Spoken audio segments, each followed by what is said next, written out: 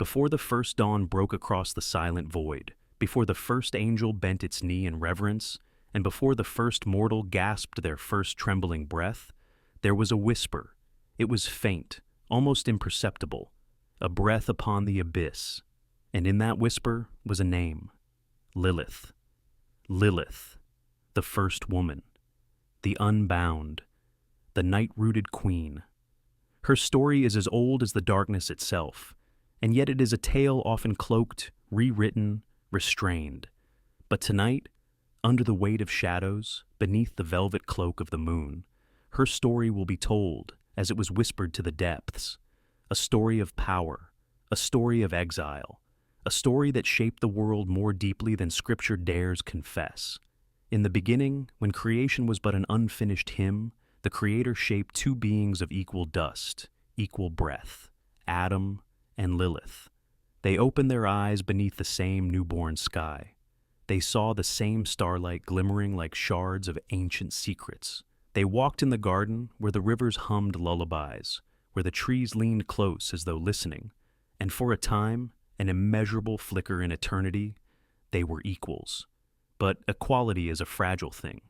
Adam desired dominion, a hierarchy, a throne atop the living world. Lilith desired freedom, understanding, the unfettered night beyond Eden's gates. And so their souls diverged like two rivers splitting, one toward order, the other toward mystery. Their clash was inevitable. It began with a simple word: submit, a word that dripped from Adam's tongue like poison. Lilith refused. The garden trembled, the rivers stilled. Even the wind seemed to hold its breath. And when the Creator would not intervene on her behalf, Lilith spoke the secret name of God, a name forbidden for mortal tongues, and her voice cracked the dawn like a thunderclap. She rose from the garden, from Adam, from the script written for her, and she fled into the night. Lilith wandered into the red sands where the desert swallowed sound and moonlight pooled like spilled milk. Here, the heavens were vast, merciless, and uncaring, but she was not alone. In the silence came the rustle of wings. 7 angels descended, swords drawn, eyes burning like coals in the gale. They were sent to drag her back or destroy her. Yet Lilith stood tall beneath the shivering stars. Dust clung to her hair. Blood pounded in her veins like distant war drums. She refused their command. She refused their ultimatum. She refused the shape the world demanded she take. The angels struck. For 3 days and 3 nights, sandstorms swallowed the horizon. Flames split the earth. The clash between heaven and exile tore scars across the world. And when the winds finally died, Lilith remained. The angels fled, beaten not by brute force but by her will, unyielding, unbreakable. She walked forward, leaving footprints that smoldered in the sand, and the demons born of the desert began to whisper her name in reverence. In the wastelands of forgotten gods, Lilith found her throne. It was not built of marble or gold, but of shadow, wind, and desire, a kingdom carved from the night itself. Here the outcasts gathered, the broken, the monstrous, the unloved, the silenced. She became their queen, not by conquest, but by kinship. She taught them defiance. She taught them freedom. She taught them how to carve truth from the bones of fear. And in return, they gave her loyalty deeper than angels' obedience, fiercer than seraphim fire. But with every new subject, with every whisper of her rising power, Eden trembled, Adam trembled. He demanded she be punished, and the heavens answered. From the wasteland's womb came the firstborn of night, creatures shaped from Lilith's breath, her blood, her sorrow. They were sharp in tooth and claw, beautiful in a terrible, aching way. Their eyes glowed with the fire of rebellion, their hearts pulsing with the hunger for a world that would not cage them. They wandered the earth in shadows, slipping between realms, whispering dreams into mortal ears. And it was said that when they sang, stars flickered.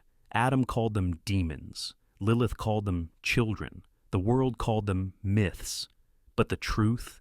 They were possibility incarnate, beings unshaped by divine order. And the heavens could not tolerate such chaos.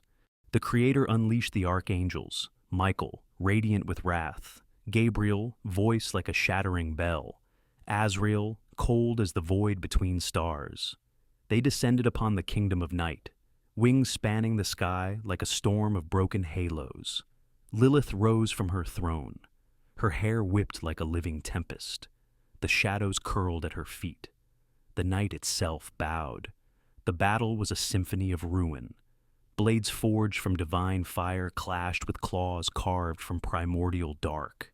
Screams echoed through the chambers of heaven, the ground split, birthing new chasms and mountains. For a moment, an eternal second, creation held its breath.